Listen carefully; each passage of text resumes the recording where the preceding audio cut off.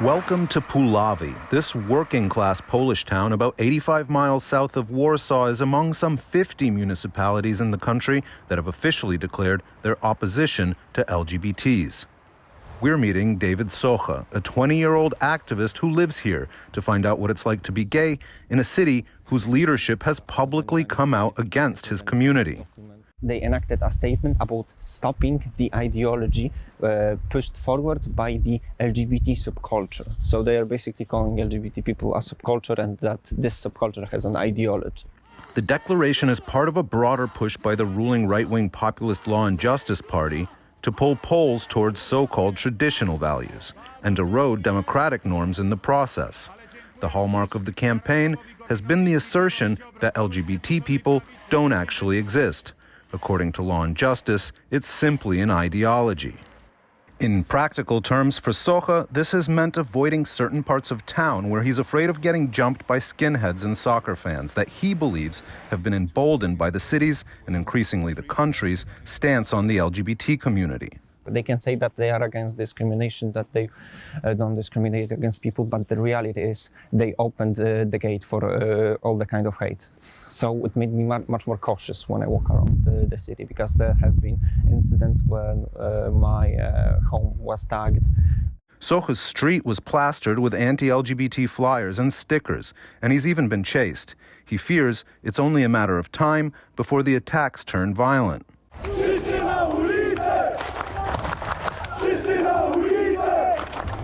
In other parts of Poland, they already have, like this pride parade in the city of Białystok in 2019. Bart Staszewski filmed the moment soccer hooligans pelted attendees with large paving stones on his GoPro camera. He's also an activist fighting for LGBT equality in Poland. If we look on the map of Poland, it's 1/3 of Poland which created discriminatory acts against the people. When multiple communities across the country started enacting the anti-LGBT declarations in 2019, he hit on a creative way to draw attention to the phenomenon. I came into the idea to create this photo project, to came to each of those places, make a photo of it, and invite the LGBT people who are actually living there to join me and to pose to the photo and to share their story. Staszewski created a realistic-looking road sign that he hung up at the city limits to mock the towns as LGBT-free zones. It was an instant viral internet hit in Poland and soon drew the ire of the country's ruling party. Suddenly became the national enemy by the prime minister, who was accusing me of lies, anti-Polish lies. Poland's slide towards authoritarianism hasn't been without pushback. Other countries in the European Union have noticed the changing attitudes about women's rights, the independence of the courts, and the protection of the LGBT community's rights. Here in Pulawy, for example, where an anti-LGBT resolution was passed, 2 cities in Europe which were twinned with Pulawy ended their partnership with the municipality in protest.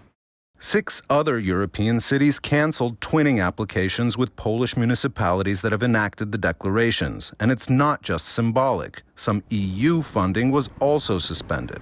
Although they don't carry the force of law, these texts aren't for the faint of heart. Pulawy's declaration is titled "On Halting the Ideology Pushed by the LGBT Subculture." It effectively equates homosexuality with pedophilia, declaring that the city administration is committed to doing everything to stop perverts who are interested in the early sexualization of Polish children and adolescents. This divisive style of politics has pitted Poles against one another in a way not seen since the collapse of communism in this country. According to Poland's outgoing human rights ombudsman, Adam Bodnar, it's all part of a broader effort by the government to erode the country's hard-won democratic norms. The ruling party has done everything to weaken the parliament and the courts, while at the same time raising the profile of divisive political issues that rally its base. So I remember well that in 2016, that hot topic was the question of refugees and the migration crisis in Europe. And at that time, Polish government was presenting this as a huge threat to Polish identity, Christianity, conservative values. Later on, it appeared that the useful political coin is protection of LGBT rights. So sometimes we see that the government is trying to make something like a culture war in the society just by raising the profile of the issue and by presenting some arguments against LGBT persons. This tactic regularly sparks outcry among supporters of the LGBT community, who most recently protested outside the education ministry after Poland's education minister criticized one of Poland's many pride parades that took place this summer as a fetish. Every Pole can see exactly what is happening in these streets and know what equality is, what tolerance is, but what happened there has nothing to do with equality or tolerance. This is a fetish and a distortion of equality and tolerance. Aleksandra Iwanowska is an 18-year-old high school student who participated in the protest outside the minister's office. He basically follows the line introduced in the 2020 presidential elections, that LGBT plus community is not a community, it's ideology. And I've had actually my friends being called out, even physically abused on the streets because they wore something rainbow. I'm just angry at the fact that it takes guts in Poland to hold your girlfriend or your boyfriend by a hand in public. Poland's deputy foreign minister, Paweł Jablonski, defended his government's stance in an interview with NewsHour Weekend. Law and Justice Party leadership have repeatedly declared that members of the LGBT community aren't people and that LGBT is simply an ideology, essentially suggesting that there's no such a thing as gay people. Nobody said such thing, that members of LGBT community or any other community are not people. They were saying that LGBT ideology is something entirely different from particular people, because there is a political movement behind it.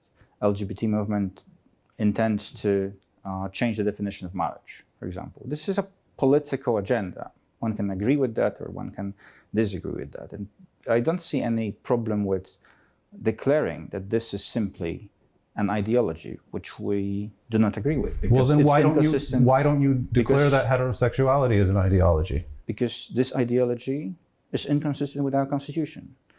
We very often hear how important is the rule of law, how important is to observe the rights that are prescribed in our constitution. And our constitution is very clear about this, that marriage is a union of women and men. Jablonski's claim that Law and Justice never say LGBTs are not people is easily disproved. Here's Polish President Andrzej Duda speaking at a rally of supporters during his latest election campaign last year, in which he accused the LGBT rights movement of promoting a viewpoint more harmful than communism. They're trying to tell us that they're people, but this is just an ideology. Poland's human rights ombudsman argues that the government's stance on LGBTs threatens not just democracy in Poland, but the unity of the EU as a whole. If Poland doesn't have to protect its minority groups, why should other member states have to uphold democratic norms? And at the end of the day, you do not have a Europe of values based on rule of law, on LGBT rights, on protection of different minorities, on democratic values, but you have like a loose confederation of states that are not following the same values on which the European Union is built. So that is why I claim that it is an existential threat for the European Union. Back in Pulawy, the fate of the EU might be the last thing on people's minds. Here, the values of the Catholic Church hold more sway. On a notice board outside the local cathedral, a poster warns the faithful of dangerous symbols to avoid. The peace sign, a satanic emblem apparently, and the unicorn, representing lesbian love and group sex, according to the clergy. The hooligans that wanted to target us and, harm us. They pointed at me and then, it's this Yeah, they basically tried to beat me up. They mentioned my surname and said, we remember Socha. Yeah, so yeah, they know who I am, basically. Until attitudes like this change in Poland, people like Socha will continue to feel like they have a target on their back.